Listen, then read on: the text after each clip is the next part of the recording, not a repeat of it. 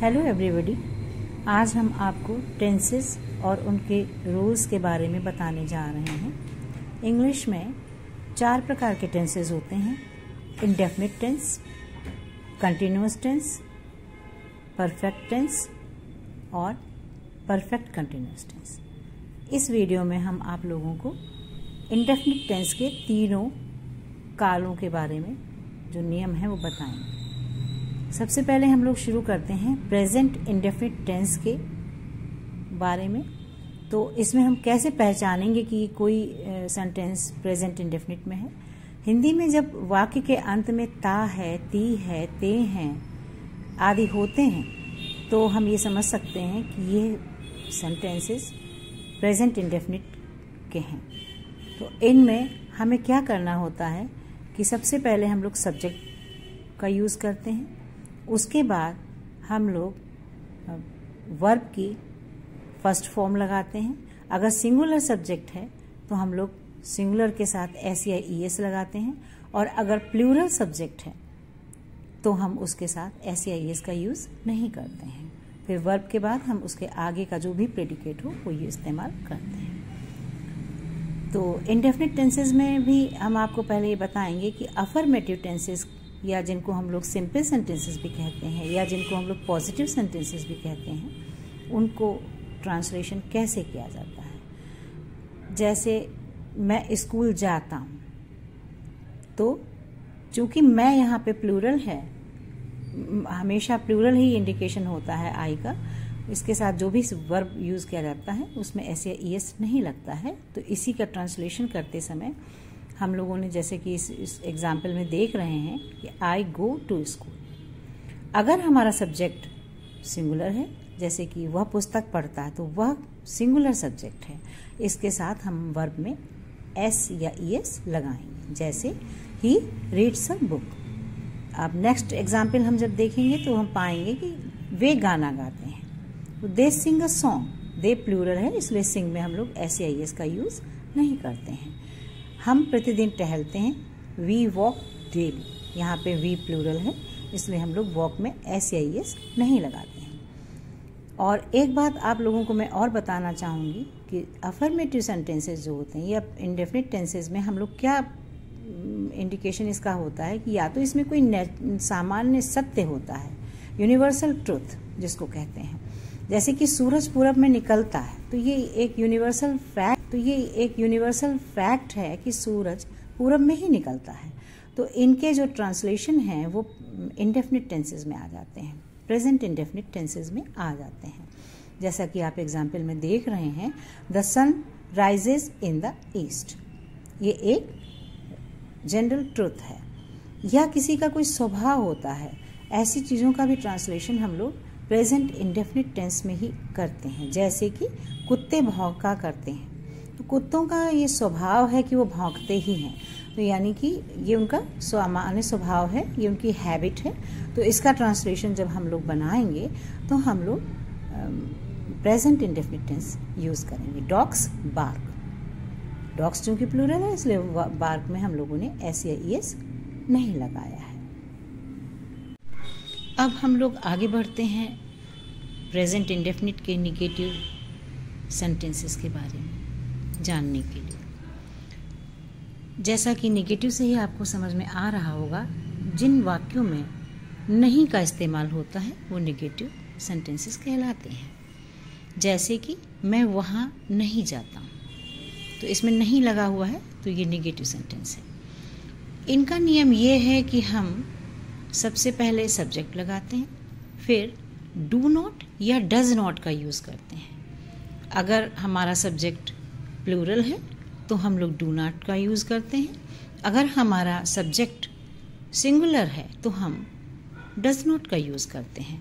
उसके बाद वर्ब की फर्स्ट फॉर्म आती है जिसमें कि एस या ईएस नहीं लगता है, क्योंकि इधर हम लोगों ने डज में एस या ईएस इंडिकेट कर दिया है, तो वर्ब का एस या ईएस इस्तेमाल नहीं होगा। अब आप उदाहरण में देख सकते हैं, मैं वहाँ नहीं जाता हूँ, I do not go there, क्योंकि आई का यूज़ हम लोग हमेशा प्लूरल के हिसाब से ही करते हैं। आई के साथ कभी भी सिंगुलर सब्जेक्ट वर्ब नहीं आता है, हमेशा प्लूरल का इंडिकेशन देता है। He does not go to the market, वह बाजार नहीं जाता है। अगर आपको कभी नहीं वर्ड का इस्तेमाल करना है कि मैं कभी किसी को गाली नहीं देता हूँ, तो यहाँ पर हम लोग डू या डज नॉट का यूज़ नहीं करते हैं, यहाँ पर हम लोग नेवर वर्ड यूज़ करते हैं। जब हम लोग नेवर वर्ड यूज़ करेंगे तो हम लोग डू नॉट या डज नॉट का इस्तेमाल नहीं करेंगे। मैं कभी किसी को गाली नहीं देता हूँ, आई नेवर अब्यूज एनीबडी। अब हम लोग प्रेजेंट इंडेफिनिट के इंटरोगेटिव सेंटेंसेस के बारे में जानकारी प्राप्त करते हैं। जो सेंटेंसेस क्या से शुरू हों, क्या मैं बाजार जाता हूँ, क्या वह पुस्तक पढ़ता है, तो ये समझ में आता है कि ये प्रश्नवाचक सेंटेंसेस हैं, इंटरोगेटिव सेंटेंसेस हैं। इनके नियम ये होते हैं कि सबसे पहले हम लोग डू या डज का इस्तेमाल करते हैं सब्जेक्ट के आधार पर, फिर हम लोग सब्जेक्ट लगाते हैं, फिर हम लोग मेन वर्ब जो है वो लगाते हैं उसकी फर्स्ट फॉर्म, बाकी आगे जो भी प्रेडिकेट हो वो लगाते हैं। जैसे कि क्या मैं बाजार जाता हूँ, do I go to the market, क्या वह पुस्तक पढ़ता है। अब यहाँ पर आप देख रहे हैं कि वह सिंगुलर सब्जेक्ट है, तो यहाँ पे हम लोगों ने डज का इस्तेमाल किया है। Does he read a book, क्या है does he read a book. क्या तुम उसके साथ नहीं खेलते हो, do you not play with him. Way school कब जाते हैं। अब यहाँ पर एक चीज ध्यान देने वाली है, जब अगर इंटरोगेटिव सेंटेंसेस में कब, क्यों, कहाँ, कैसे इन वर्डों का इस्तेमाल हो जाता है हिंदी में, तो उनकी इंग्लिश बनाते समय हम लोग सबसे पहले उन वर्डों को लिखते हैं। वे स्कूल कब जाते हैं, तो इसमें देखिए पहले व्हेन, कब की इंग्लिश लिखी गई है, फिर जैसा डू या डज का इस्तेमाल हो सब्जेक्ट के बेसिस पे वो करते हैं। When do they go to school, यानी सबसे पहले कब की इंग्लिश, फिर डू या डज सब्जेक्ट के आधार पे, फिर आपका सब्जेक्ट, फिर आपकी वर्ब की फर्स्ट फॉर्म, फिर आगे जो भी प्रेडिकेट हो वो इस्तेमाल करते हैं। अगर हु का इस्तेमाल हुआ है सेंटेंसेस में, तो उनके साथ हम लोग डू नॉट या डज नॉट का इस्तेमाल, डू या डज का इस्तेमाल नहीं करते हैं। जैसे कि ऐसा कौन कहता है, जैसा कि आप इस एग्जाम्पल में देख रहे हैं कि ऐसा कौन कहता है, तो यहाँ पे देखिए हमने कोई डू या डज का इस्तेमाल नहीं किया हुआ है। हु सेज सो, ऐसा कौन कहता है। तुम्हें कौन बुलाता है, हु कॉल्स यू, यहाँ पे कोई भी डू या डज का इस्तेमाल नहीं हुआ है।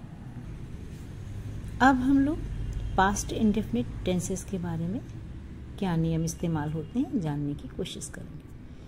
हिंदी में जब ता, था, ता, थी, ता, थे या खाली था, थी, थे हो, तो आप ये समझिए कि ये पास्ट इंडेफिनिट टेंसेस हैं, सेंटेंसेस हैं। इनका नियम ये होता है कि सबसे पहले हम सब्जेक्ट लगाते हैं, फिर हम वर्ब की सेकेंड फॉर्म का इस्तेमाल करते हैं। अफर्मेटिव सेंटेंसेस के लिए मैं बता रही हूँ, अफर्मेटिव सेंटेंसेस या सिंपल सेंटेंसेस या पॉजिटिव सेंटेंसेस। सबसे पहले आप सब्जेक्ट लगाएंगे, फिर वर्ब की सेकेंड फॉर्म लगाएंगे, फिर उसके बाद जो भी प्रेडिकेट हो उसका इस्तेमाल करेंगे। जैसा कि आप इस एग्जाम्पल में देख रहे हैं कि उसने अपना पाठ याद किया, ही लर्न्ड हिज लेसन। मैंने एक गाना गाया, आई सैंग अ सॉन्ग। हमने कल एक पत्र लिखा था, we wrote a letter yesterday. अब हम पास्ट इंडेफिनिट के नेगेटिव सेंटेंसेस के बारे में बात करते हैं। इन सेंटेंसेस में हम लोग सबसे पहले सब्जेक्ट लगाते हैं, फिर डिड नॉट का यूज करते हैं। अब हम पास्ट इंडेफिनिट के नेगेटिव सेंटेंसेस के बारे में बात करते हैं। इन सेंटेंसेस में हम लोग सबसे पहले सब्जेक्ट लगाते हैं, फिर डिड नॉट का यूज करते हैं। जैसे राम ने एक शेर नहीं देखा, Ram did not see a lion.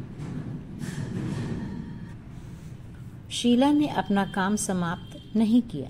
Sheila did not finish her work. तो इनमें आप देख रहे हैं कि सब्जेक्ट चाहे सिंगुलर हो चाहे प्लूरल हो, हम लोग हमेशा डिड नॉट का ही यूज़ करेंगे। जैसे कि प्रेजेंट इंडेफिनिट में हम लोगों ने नेगेटिव सेंटेंसेस में देखा था कि हम लोग सब्जेक्ट के बेसिस पे डू नॉट या डज नॉट का यूज़ करते हैं, बट पास्ट इंडेफिनिट टेंसेस में अगर हमें नेगेटिव बनाना है तो हम लोग चाहे सब्जेक्ट सिंगुलर हो या प्लूरल हो, हमेशा ही डिड नॉट का यूज़ करते हैं। अब हम लोग इंट्रोगेटिव सेंटेंसेस के बारे में जानते हैं। तो पास्ट इंडेफिनिट के इंट्रोगेटिव सेंटेंसेस में जैसा कि हमें पता है कि नेगेटिव हम लोगों ने डिड का ही यूज़ किया था, चाहे सिंगुलर सब्जेक्ट हो या प्लूरल सब्जेक्ट हो, तो वही डिड सबसे पहले हम इस्तेमाल करते हैं, उसके बाद हमारा सब्जेक्ट आता है, और डिड के साथ हमेशा वर्ब की फर्स्ट फॉर्म का ही इस्तेमाल करेंगे, चाहे वो नेगेटिव सेंटेंसेस हों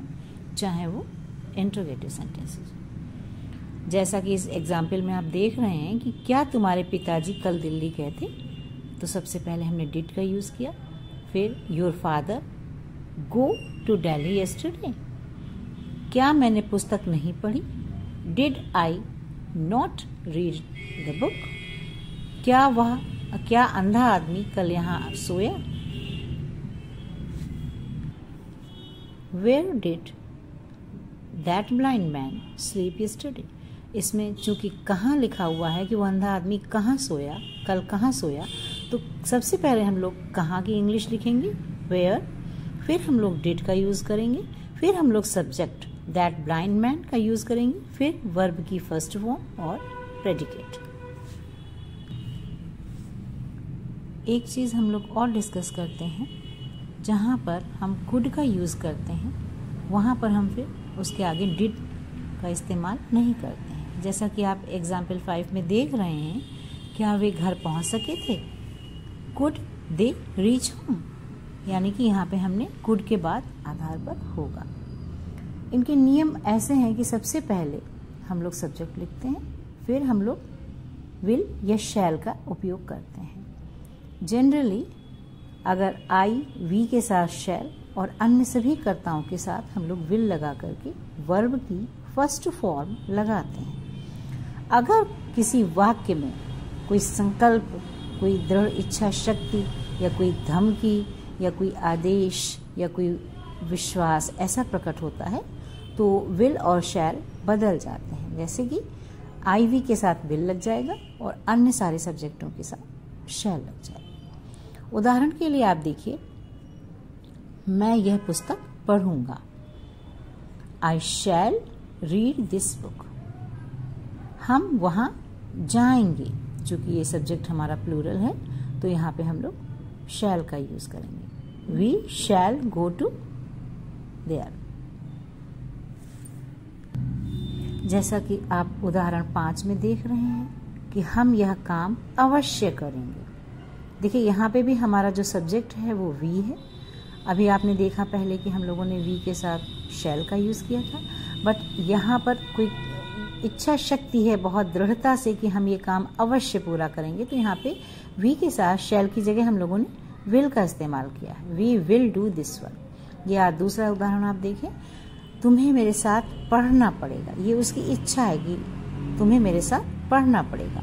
तो यहाँ पे यू के साथ हम लोगों ने, वैसे तो जनरली हम लोग यू के साथ विल का इस्तेमाल करते हैं, बट यहाँ पर यू के साथ में शैल का इस्तेमाल हुआ है। फिर वर्ब की first form, you shall read with me. Future indefinite के निगेटिव सेंटेंसेस के बारे में अगर हम बात करें तो इसमें सबसे पहले हम सब्जेक्ट लगाते हैं, फिर सब्जेक्ट के आधार पर विल या शैल का यूज़ करते हैं और मेन वर्ब से पहले नॉट का इस्तेमाल करते हैं। जैसे मैं वहाँ कल नहीं जाऊँगा, I shall not go there tomorrow. Mohan आज अपना पाठ याद नहीं करेगा, तो मोहन सिंगुलर सब्जेक्ट है, इसके साथ हम लोगों ने विल लगाया है और विल और मेन वर्ब लर्न के बीच में हम लोगों ने नॉट का इस्तेमाल किया है। Mohan will not learn his lesson today. अब हम लोग प्रेजेंट इंडेफिनिट के इंटरोगेटिव, फ्यूचर टेंस के इंटरोगेटिव सेंटेंसेस के बारे में जानकारी करते हैं। जैसे कि क्या हम यह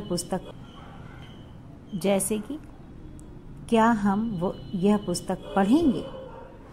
तो इसमें हम लोग, इसका नियम ये होता है कि सबसे पहले हम लोग विल या शैल जो भी इस्तेमाल होना है वो रख देते हैं, फिर हम लोग सब्जेक्ट लगाते हैं, फिर हम वर्ब की फर्स्ट फॉर्म लगाते हैं और जो भी प्रेडिकेट हो फिर उसका इस्तेमाल करते हुए आखिरी में क्वेश्चन मार्क लगाते हैं। Shall we read this book, तुम कल क्या करोगे। अब जैसे यहाँ बीच में क्या आया है, क्या, क्यों, कहाँ, कैसे, अगर ये वर्ड बीच में आते हैं हिंदी में तो इनका इंग्लिश में ट्रांसलेशन करते समय हम लोग सबसे पहले उन वर्ड की इंग्लिश लिखते हैं, फिर हम लोग विल या शैल लिखते हैं जो भी लिखना हो सब्जेक्ट के आधार पर, फिर सब्जेक्ट लिखेंगे, फिर डू टुमारो। जैसे कि तुम कल क्या करोगे, what will you do tomorrow.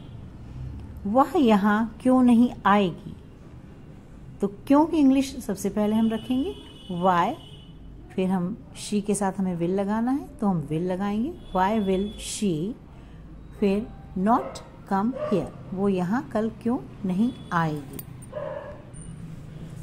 इस तरह से मैं समझती हूँ कि अब आप लोगों को इंडेफिनिट टेंस के simple, present tense, past tense और फ्यूचर टेंस के नियमों की जानकारी पूर्ण रूप में मिल गई होगी।